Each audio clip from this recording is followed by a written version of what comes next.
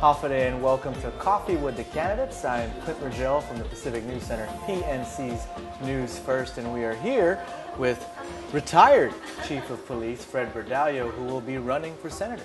Welcome. Thank you, Clint.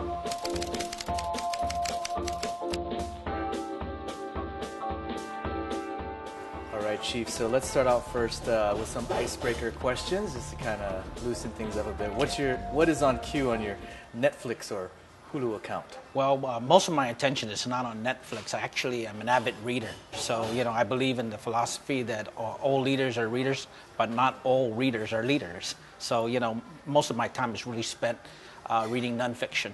So you don't Netflix Game of Thrones, you read the book? Yeah, I read the books. Well, in that case, what kind of books? Well, I like to read a lot of history. I just mentioned earlier that I read the biography of Bush, President Bush, dad, Herbert Walker Bush.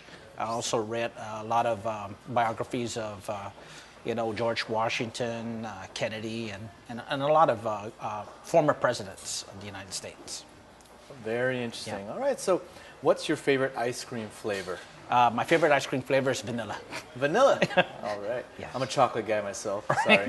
Nothing against vanilla lovers. Okay. My son loves vanilla. All right, what's your favorite music genre and song? I'm biased. I'm for reggae. I love reggae. My son nice. is in four-piece band. I want to plug up for his band. So, nice. and I really love the way how they promote peace. Awesome. Your favorite food? My favorite food's chamorro food, of course. I'm an islander. All right, you got to get a little more specific. Dish out of chamorro Well, I food. like stafao. Chicken stafao, right? Chicken stafao. There you go. Yeah. That's a good one. I'm sure a lot of people can agree with that.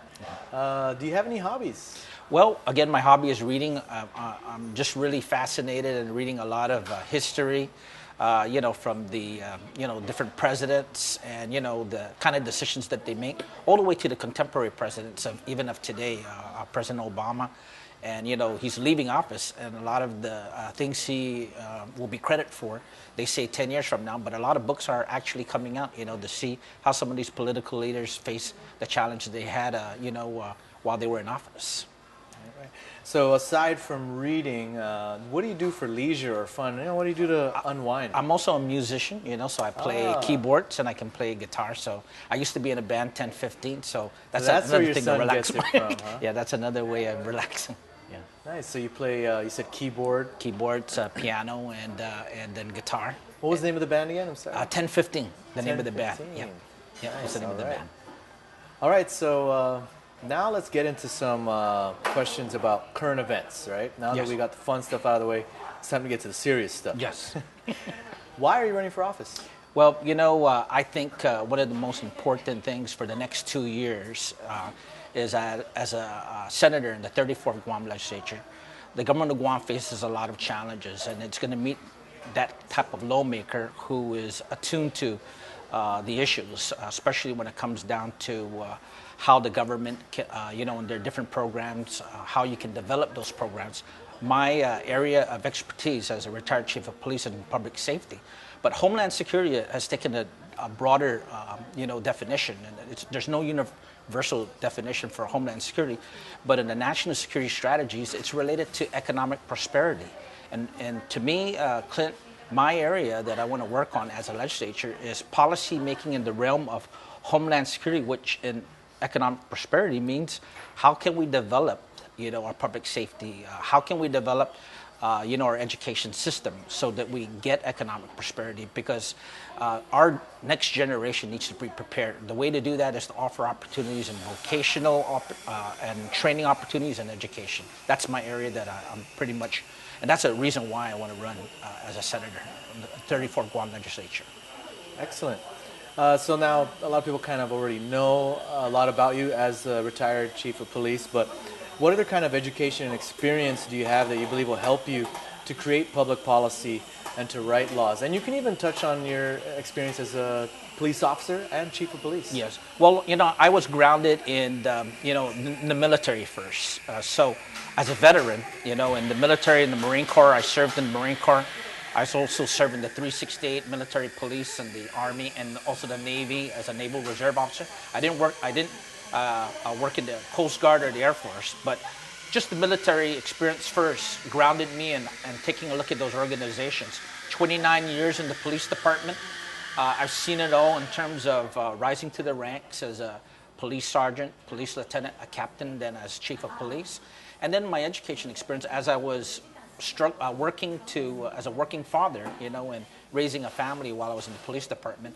A lot of the education and training I received actually was from the Doc Sanchez program, University of Guam, Public Administration was my major. I got my master's, Human Relations from the University of Oklahoma, and my graduate studies at the Naval Postgraduate School, which really engaged me to take a look at, again, Homeland Security and how it touches everything from school safety to what we could do to improve the economic prosperity of the communities that we're living in.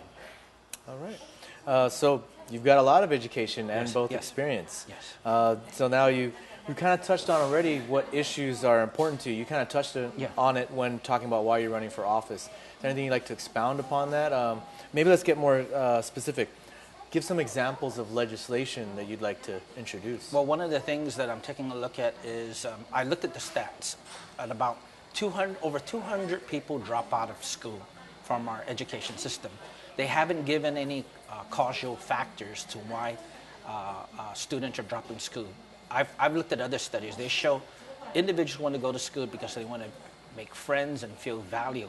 We need to look at our educators and ensure that they get the support that they have in the classroom. But we need to convince and have some programs in place to keep our youth in school so that they don't quit school. 75% of the high school dropouts, studies show, are responsible for the crimes that happen. That's an area that I want to take a look at. Drug abuse on our island, crystal meth and alcoholism rates. Another area, I know that the behavioral health department they don't have enough resources. I think we could work with nonprofit organizations and businesses. That's what I want to do. Those are some of the legislation I want to look at to try and get an on-island treatment center for our individuals who suffer from drug addiction. That's an area that I have. That's just a starting point of some of the areas that I want to look at as a senator. And if elected senator, what are some major goals you'd like to accomplish? You kind of touched on some of these goals a little bit, but give us some more major goals you'd like to accomplish. I would say, Clint, reducing the dropout rate in school. And the police can become a part of it. Public safety can be a part of it. And that, again, keeps our community safe because, again, like I said, 75% of the high school dropouts are responsible for the crimes.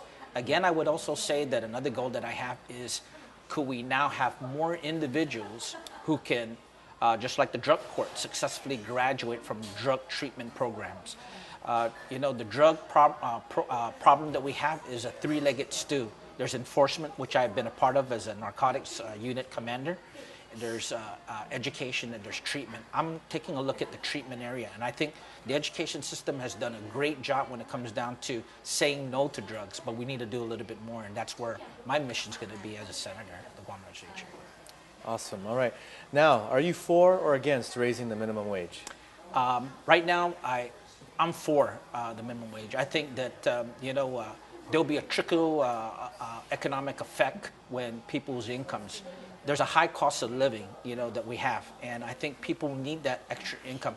They'll spend it wisely. They'll get back into the economy and circulate. I think businesses, the small businesses that are a little bit are fearful in terms of minimum wage increase, I think they can be creative and innovative to way how to manage their business to absorb that. And I think there's other legislation that's in place that together we're taking a look at tax cuts and benefits so that there's not too much of a big impact on small businesses for the island of Guam. Right. Medical marijuana. Now, it's been legalized. As a matter of fact, it hasn't been implemented yet, and come this general election, it'll mark 2 years since the voters of Guam voted to legalize medical marijuana. Nothing's been done with it yet. Nothing's been done. It just hasn't been implemented yet. So what do you feel needs to be done about medical marijuana? Should it be implemented? If so, what do you think needs to be done to ensure it's implemented soon? Medicinal marijuana, I'm for that. My heart goes out to the people who need it, to cope with the pain that they have. And I've attended a University of Guam forum on that. And I think the only thing is I think the Attorney General's office has worked together with public health to look at the regulations. They just got to make sure that there are controls and regulations in place so that there's no attempt to abuse it. We got to remember also, Guam is in the Asia Pacific region. We're surrounded by countries that don't have any, that marijuana is illegal. Japan, and China. There's actually those countries that actually have very severe penalties. So sometimes there's another aspect of it to take a look at how would it affect our tourism too. So those are just the kind of things we have to take a look at and the issues. But medicinal, marijuana, use of marijuana, I'm for and I'm pro for that. Gay marriage is also legal. Would you be willing, as a senator, to marry a gay couple? Yes, I would. I believe that's I respect the the rights of gay couples to engage in marriage, and we will follow the law right now, and I'm pro for it. All right. And now, do you think Guam should vote for self-determination now? Should we wait until more people are educated? Or should we not even vote for self-determination at all? And what would you vote for? Well, when it comes down to self-determination, that's a very, very complex issue, and it takes everyone to be educated, and it shouldn't be a rush job. We should ensure that everyone has a clear understanding, especially the ones who are going to be participating on the vote for self-determination. I have, my uncle, the late Governor Ricky Bordallo, was an advocate when it came down to taking a look at the rights of us to display that in a vote to show that we never had a chance as a community, as an island that was colonized. And self-determination actually was even an idea by Woodrow Wilson. That's president that I read about when he started the League of Nations and looked at the France and England and all these other countries that were engaged in imperialistic colonialism. So this is the United Nations, and is taking a look at Guam as a territory of the United States that hasn't had that opportunity for voting, the Chamorro people, the indigenous people of our island, and we deserve that. So, but it shouldn't be a rush job. We should take it cautiously, to take a look at the options. I believe statehood, independence, and free association are the option. But there's another area that I think should be researched more, and that's Commonwealth, and that's an area that I want to take a look at again as a senator. All right, and we're just about out of time, but just real quick, if you could summarize it, any idea of what you would vote for if you would choose, or have you decided yet for self-determination? Well, I haven't decided yet. I'm still on the process of exploring the arguments and the cases that are being set on. My compliments to each of the task force, but certainly my input would say to let's not discount that also Commonwealth was an option too. And someone said that it might not be a political status change, but I think it's a political status change when you talk about Commonwealth. Okay. And I believe we're just about out of time right now, but I'd like to thank you, very much, and we will take a break. Thanks for watching Coffee with the Candidates. I'm Clint Rogel from PNC's News First, and this is retired Police Chief Fred Bordallo. Thanks for joining us.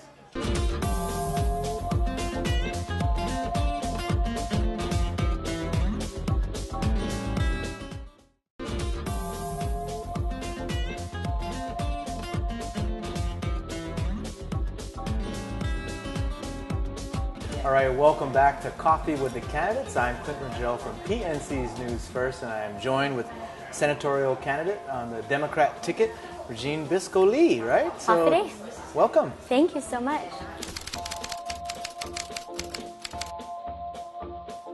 All right, Regine, thanks for joining us. To get things started, let's start with some easy questions, some icebreakers. Okay. All right. What do you have on your queue on Netflix or Hulu account? On Netflix, wow.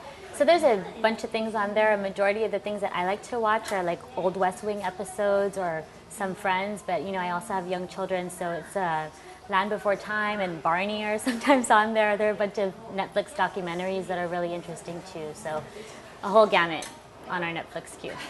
Awesome. And here's a related question. What's your favorite ice cream flavor? That's a toss-up, Clint. It's, it depends on the day, but either Rocky Road or strawberry are my favorites. Cool. All right. And your favorite music genre and song? I'd have to say hip-hop and R&B is my favorite, but nice. I also started dancing from a very young age. So I was raised kind of on classical music as well. I danced ballet from when I was 3 years old. So I mean, that also kind of tugs at the heartstrings too. And when I need to calm down, classical music does the job. All right. For hip hop, I gotta ask, who's your favorite hip hop artist then? Favorite hip hop artist would have to be the Notorious B.I.G. Nice. Yeah, nice. absolutely. All right. Your favorite food? Favorite food? I don't think anything can really come close to my nana's carimpika or estofao. I really love that. But I also like a nice salad with some local lettuce. That's also really good. Cool. All right. Do you have any hobbies? Oh yeah, I have a ton of hobbies. I really enjoy spending quality time with my family. I enjoy traveling, but I also really enjoy dancing. I do some paddle boarding and spending a lot of time in the ocean. So yeah, when I'm not busy doing things, that's where you can pretty much find me. Cool. And so those are your hobbies. That kind of melds into what do you do for leisure or fun? Is it the same thing, or do you have other stuff you do to just sort of unwind aside from hobbies? Yeah, I'd say Netflix is a good way for me to unwind. I like to spend time with family and friends, just kind of catching up with people. A lot of folks who are on and off island, communicating with them. And I've picked up reading a bunch of new books, so that's also high up on my priority list for downtime. Awesome. What books? Name one at least. I am currently reading Sheryl Sandberg's Lean In. It's a book about women and leadership, and she's a very inspiring figure. She is the COO of Facebook. Oh. So yeah, Sheryl Sandberg. You should read it too. Cool. All right, now let's get into the hard questions. Okay. Or the meatier questions. Why are you running for office? So I'm a daughter of Guam. I'm a mother of two. I'm a community advocate, and I'm also a small business owner. I think a lot of that experience and expertise really lends itself to a career in public service, and I really want to give back to the community. I'm really looking forward to raising my children here, and I think it's important that we have a community that's built around strong families and a strong island. So that's really what I'm trying to move forward in my campaign. Okay. Now tell us about what sort of education and experience do you have that you believe will help you to create public policy and write laws? So I was born and raised on Guam. I'm a graduate of the Academy of Our Lady of Guam, and then I went on to study at the University of Washington in Seattle. After I finished school, I went to live and work in Washington, D.C. I did lobbying for a number of different clients out there, and I actually started working with Congresswoman Bordallo, both in her Washington, D.C. office and back home in her district office. I was the chief of staff for Senator Tina Muñoz Barnes. And so a lot of those things have really helped me to prepare and really look at public policy in a real strategic way, involving community partners, building coalitions, I think are a really big part of my expertise. And so I'm really looking forward to bringing all of that expertise and experience to bear for the people of Guam. Awesome. And what are some of the issues that you hold dear that are really important to you? So as a mother, I think it's really important that we focus on strengthening our communities. Building strong and safe communities is really important to me. Making sure that we grow our economy so our children have opportunities to, after they're done with education, they have gainful employment that they can look forward to and jobs that they really enjoy. And I also think that health and environmental aspects of our community are things that we really need to be keeping a close eye on. Cool. If elected, give some examples of legislation that you'd like to introduce. So I really want to focus on expanding national service, and there are a lot of opportunities with the federal government that the federal government provides to folks who are just coming into the workforce. So first jobs, on-the-job training, apprenticeships are really important, and we can use that to really build our current existing industries like tourism, but also emerging industries like agricultural sectors and other things of that nature. Maybe information technology is something that we can really delve into. So that's something that I'm interested in introducing, but also in creating partnerships, grant opportunities for local nonprofit organizations to really assist public safety and law enforcement in doing their job. So making sure that they have the training, that they have the resources and the equipment that they need to really do their jobs and keep our islands and our families safe. Okay. Now, This is sort of similar. What are the goals you have if elected senator, and what would you like to accomplish? So I think I spoke a little bit to those goals, really focusing on keeping the island safe, happy, and gainfully employed, and focusing on health and wellness are some of the things that I really want to address. I also really want to make sure that communities that haven't really had a voice or a very strong voice in the past, to include our Manonku and our veteran communities, are really addressed, and that really is important to me, as well as addressing issues with our island's youth and families. Okay. Now, medical marijuana has been legalized. In fact, come this general election will mark 2 years since the voters of Guam have voted to legalize medical marijuana. It hasn't been implemented yet. Do you think it should be implemented, and if so, what should be done to implement it? I absolutely think it should be implemented. I think, like you mentioned, over 2 years ago, this was on the ballot, and by an overwhelming majority, people voted to move forward medical marijuana legislation. I want to applaud the Women Grow Guam group, who's been a real loud advocate. They've really taken the time to take a look at the rules and regulations that are currently being put forward, and really question a lot of the things that are in there. I think it's important that the voters have spoken. It's an issue of compassion. If we have an opportunity to assist somebody who's in pain and assist them with their pain management plan, I really just don't know why we wouldn't want to help people out, especially if they're dealing with end-of-life scenarios and things of that nature. So I think that's really important, and I think that it's really important that we give people access to this medicine that they so desperately need. So that's one of the things that they're having issues with the rules and regulations, is that issues like home cultivation and access to the medicine is not really so clear in the current rules. All right, now medicinal is one thing. What are your thoughts? Are you for legalization of marijuana for even recreational uses? I'd be in favor of decriminalizing marijuana. I think it's a lot less dangerous than alcohol or, say, tobacco.